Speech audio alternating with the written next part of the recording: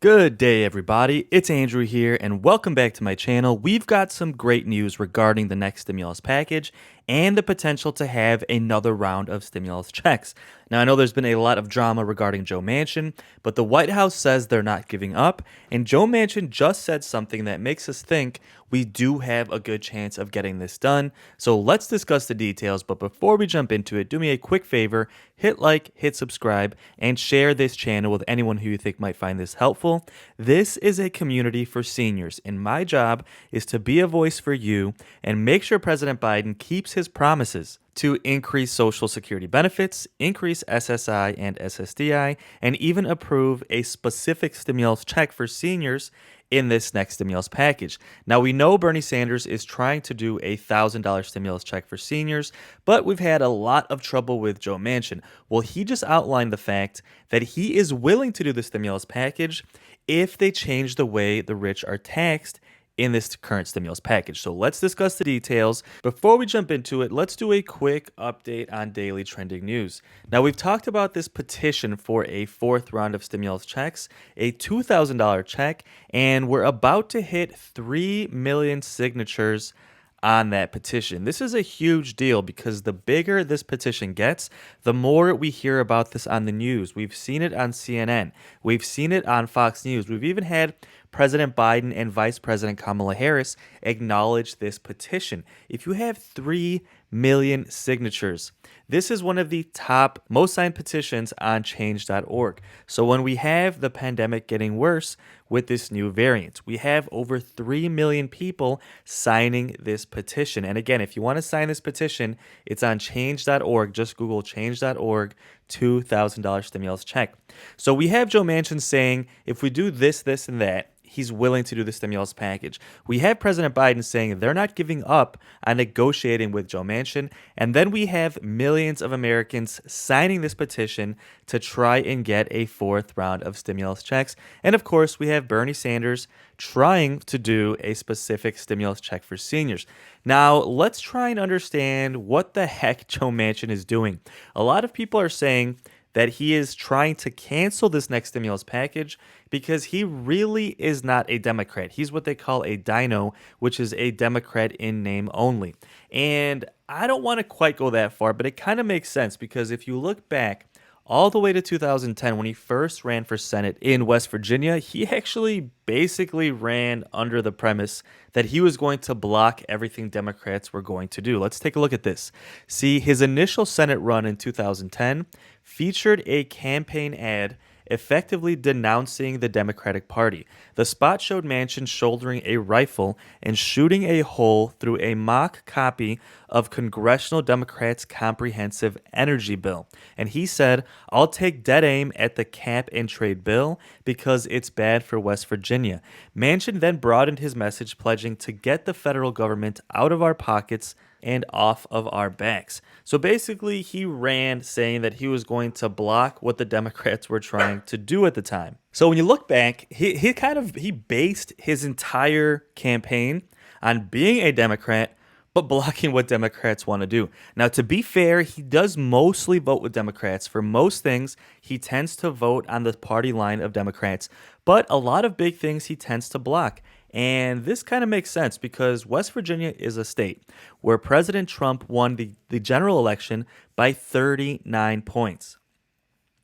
So to put things in perspective, the only state that President Trump won by more votes was Wyoming. So in a deeply red state, West Virginia used to be a swing state. Now it is a deeply red state. He is the only remaining statewide Democratic leader in West Virginia. So it kind of makes sense. It looks like at this point, we're either going to have a Republican senator in West Virginia or we're going to have basically someone who's a moderate at best. So although it's frustrating, this is almost kind of like the best Democrats can do when it comes to West Virginia, right? Now, that being said, it's frustrating when you see a quote unquote Democrat running by saying, hey, I'm going to block everything Democrats want to do.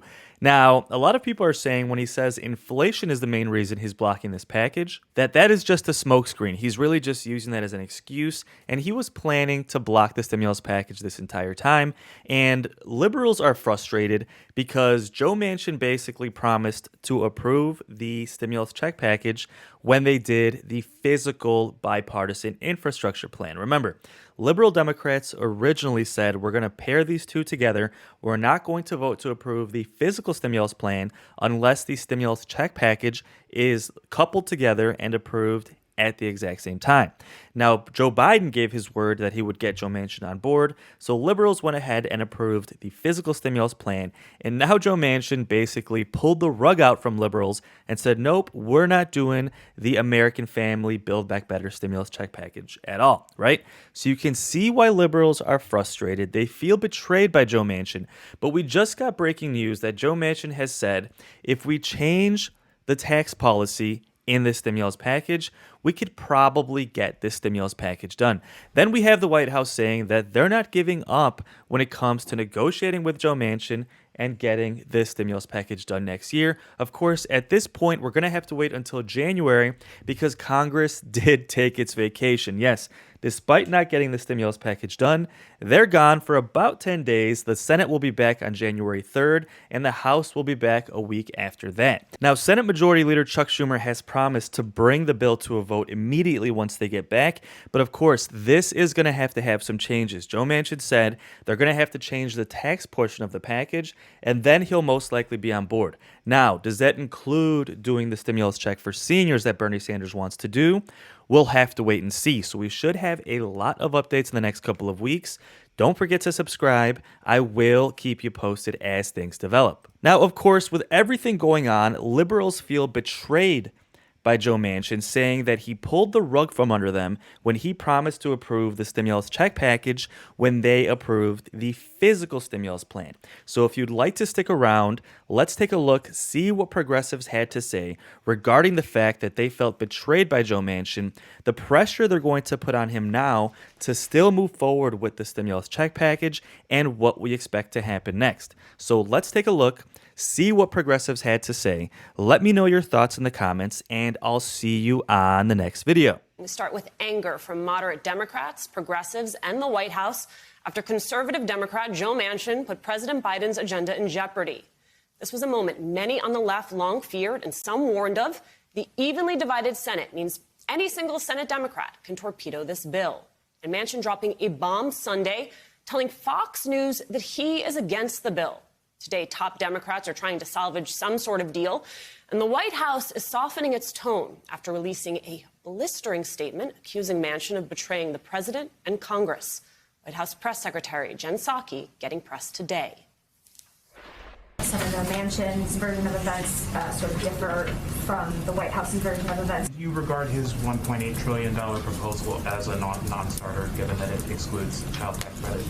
Does the president think Senator Manchin has been negotiating in good faith? He has said that from the beginning. He continues to consider him a friend. New reporting late today that Biden and Manchin spoke last night.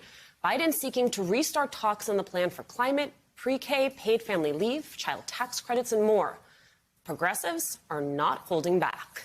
I think what Senator Manchin did yesterday represents such an egregious breach of the trust of the president. Well, I think he's going to have a lot of explaining to do to the people of West Virginia, to tell them why he doesn't have the guts to take on the drug companies and lower the cost of prescription drugs, why he is not prepared to expand home health care. West Virginia is one of the poorest states in this country. We all knew that Senator Manchin couldn't be trusted. You know, the excuses that he just made, I think, are complete bull. In a new interview, Manchin today claiming cryptically that the White House knows the real reason he's a no. I just got to the wit's end, and they know the real reason what happened.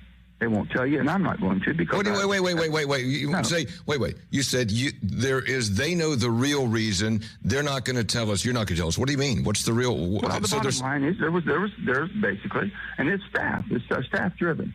I understand staff. It's not the president. It's the staff, and they drove some things and they put some things out that were absolutely inexcusable.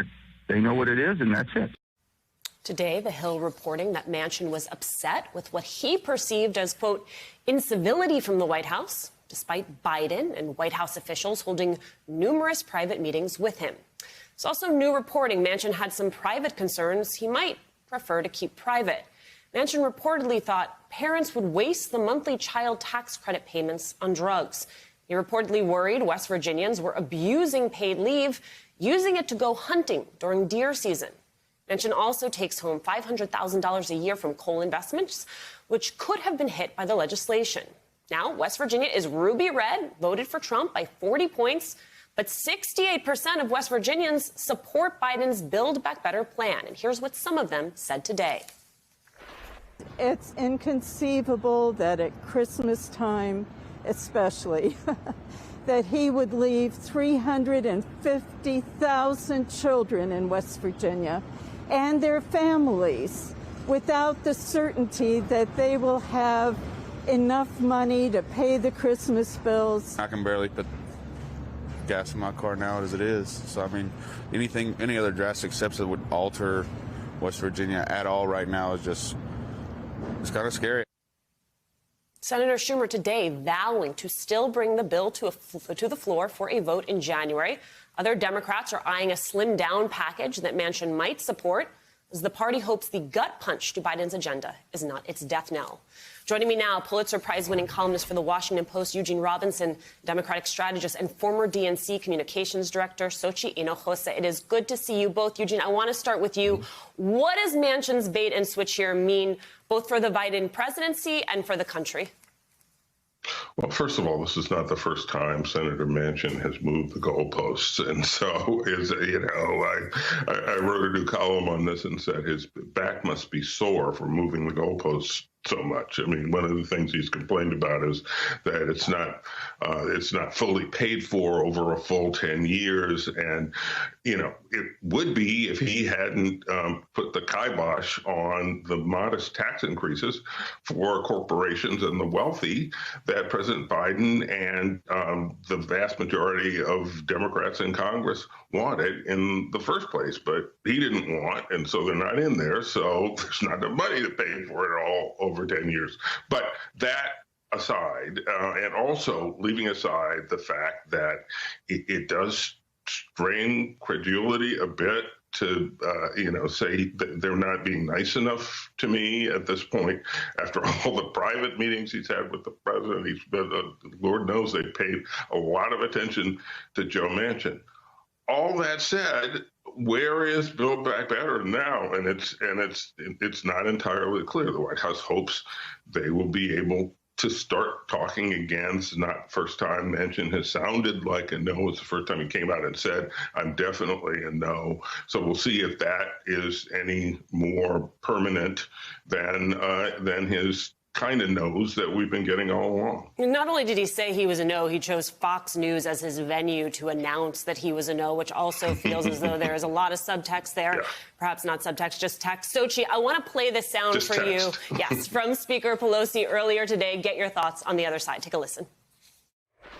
This will happen, it must happen, and we will do it as soon as we can. I have confidence that Senator Manchin cares about our country and that at some point, very soon, we can take up the legislation.